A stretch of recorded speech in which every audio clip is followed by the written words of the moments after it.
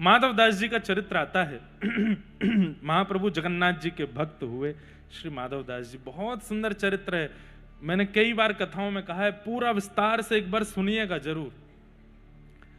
तो श्री माधव दास जी का इतना सम्मान होने लगा था जगन्नाथपुरी में कि वो जब अपनी कुटिया से निकल करके मंदिर की ओर जाते थे तो रास्ते में लोग रंगोलियां बनाते, पुष्प वर्षा करते, अपने घरों के बाहर आरती करते, माला पहनाते, भोग लगाते।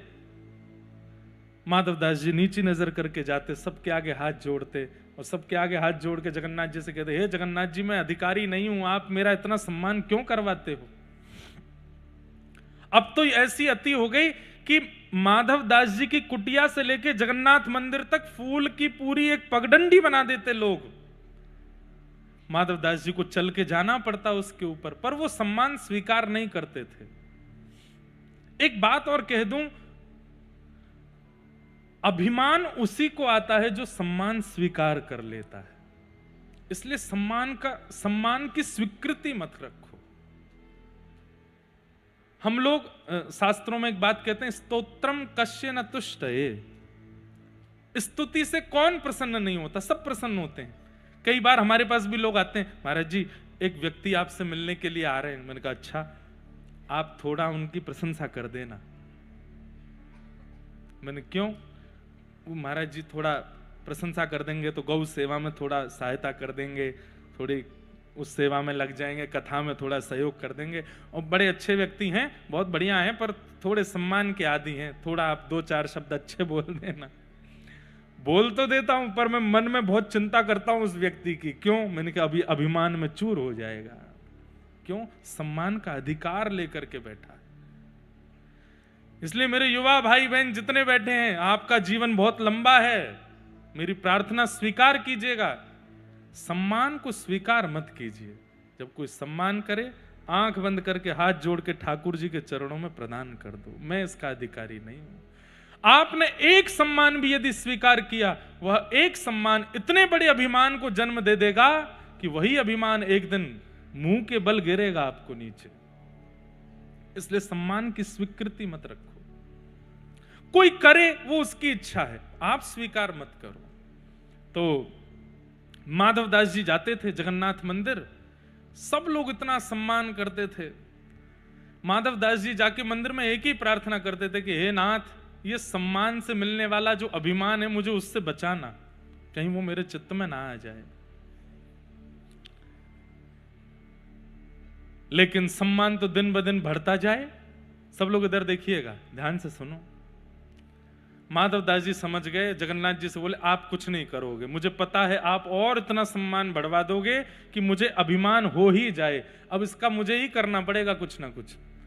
तो माधव दास जी ने क्या देखा, जहां उनको दुनिया में सब लोग जानते थे, वो वहां रहना उन्होंने बंद कर दिया और ऐसी जगह चले गए जहां उनको कोई नहीं जानता था। और माधव दास जी का नियम था कि रोज मधुकरी पाते थे, वैष्णवों के घर जाकर के भिक्षा मांग करके पाते थे। अनजान जगह पर जब गए तो वहां कोई जानता नहीं था, और अनजान जगह पर भी उन घरों में नहीं जाते जहां पे सब सभ्य हैं। असभ्य व्यक्ति को ढूंढने लगे, असभ्य कहां है, जो थोड़ा मेरा अपमान करे, नेक मोह गाली गलौज करे, तब ताकि थोड़े ठीक होगा काम। तो गली मोहल्लों में ढूंढते ढूंढते तभी उन्होंने एक माता जी देखी, ऐसी तेज तर्रार माता जी, असभ्य माता जी। वो गली के बच्चों को बिना गाली दिए बोलती नहीं थी। माधव दास जी बोले मिल गए यजमान, यही है मेरी यजमान। अब तो बिना गाली दिए नहीं बोलती, डंडा लेकर के सबको मारती है। और महाराज पूरी कॉलोनी में सब डरते हैं, क्यों? कलेश करने में सबसे आगे। किसी के घर में कुछ हो जाए कलेश करने, वो पहले पहुंच जाती हैं। माधव दास जी बोले अब यही मेरे सम्मान को, मेरे अंदर जो सूक्ष्म अभिमान आया उसको यही नष्ट करेंगे।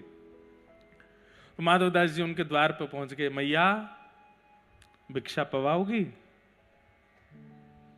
कहां से आ गए हो?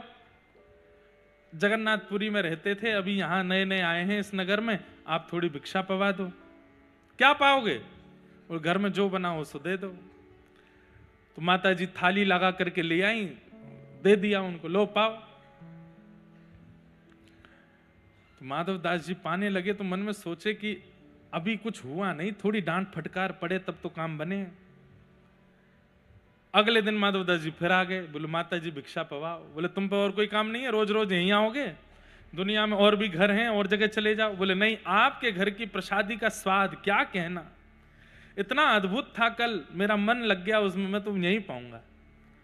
तो माता जी थोड़ी तो सभ्य थी, वहीं से डांट के नहीं भगाया, भीतर जाके थाली लगाई, मन में सोचने लगी इसको अच्छा अच्छा पवाऊंगी तो कल फिर आ जाएगा। एक सब्जी में नमक ज्यादा डाल दिया, दूसरी सब्जी में थोड़ा नींबू निचोड़ दिया, तीसरे साग में लाल मिर्च झोंक दी खूब भर के।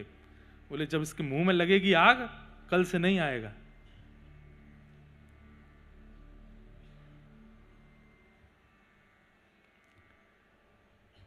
माधवदास जी के सामने जैसी थाली परोसी, माधवदास जी ने पाया तो मिर्च लगी, और मैया सामने बोली कैसा है। माधवदास जी मिर्च खा तो गए और समझ गए, बोले जानबूझ के डाल के लाइए ताकि कल से मैं ना आऊं। माधवदास जी बोले क्या कहना, आपके हाथों को प्रणाम, कितना अद्भुत प्रसाद बनाया आपने। ये सब्जी, मिर्च वाली सब्जी, ये तो सबसे बढ़िया साग है। माता जी बोली अच्छा, इसको तो कुछ हुआ ही नहीं, कल को आएगा तो बताऊंगी।